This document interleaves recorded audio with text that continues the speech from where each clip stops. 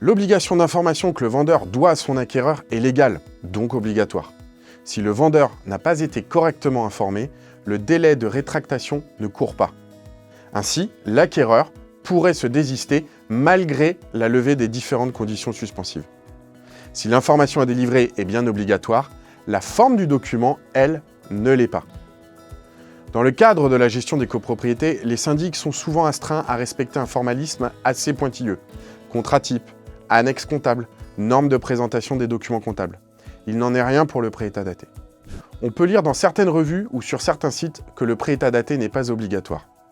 Il conviendrait à mon sens d'être beaucoup plus précis en expliquant que le document de synthèse, appelé par la pratique pré-état daté, qu'il soit émis par le syndic ou réclamé par le notaire, n'est pas obligatoire.